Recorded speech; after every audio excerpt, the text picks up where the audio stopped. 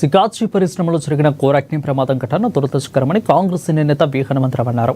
సికాచి పరిశ్రమలో జరిగిన ప్రమాదంలో గాయపడిన వారిని ధ్రువ ఆసుపత్రిలో విహెచ్ పరామర్శించారు. మృతి చెందిన బాధితులకు క్షతగాత్రుల కుటుంబాలకు తగిన నష్టపరిహారం చెల్లించే విధంగా ప్రభుత్వం చొరవ చూపుతుందని అన్నారు.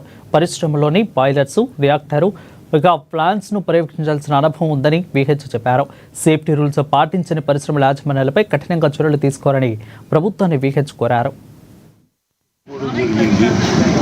మిగతా కొందరు వెంటిలేటర్లో హాస్పిటల్లో 9 పేషెంట్స్ అదే.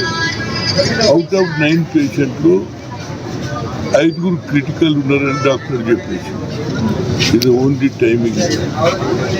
అంటే ఇంత పెద్ద సంఘటన నేను యూత్ కాంగ్రెస్ పిసిసి ప్రెసిడెంట్గా ఇంత పెద్ద సంఘటన ఎప్పుడు జరగాలి, ఇది ఎందుకు జరిగింది, ఏ కథ అనేది దాని మీద ప్రభుత్వం ఆలోచన చేస్తుంది. కానీ ముఖ్యంగా తెలంగాణలో, ముఖ్యంగా హైదరాబాద్ బాగా డెవలప్ అవుతుంది కాబట్టి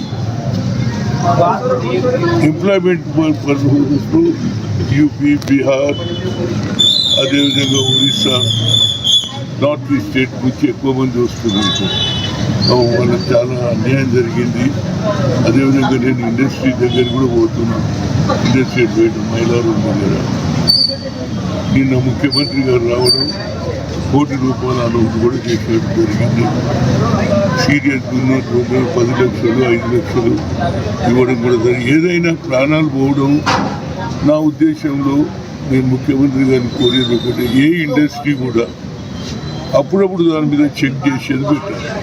ఏంటంటే పాత వైర్లు ఉంటాయి, కొంత కుళ్ళిపోయి ఉంటుంది. దీనివల్ల ఏమవుతుందంటే దాన్ని మేనేజ్మెంట్ వాళ్ళు ఏం చేస్తారంటే నడుస్తుంది అనేది చూస్తారు. కానీ మళ్ళొకసారి దాన్ని వైర్లను చేంజ్ చేసే పద్ధతి ఒక 15-20 ఏళ్ళ తర్వాత చేంజ్ చేయాలి.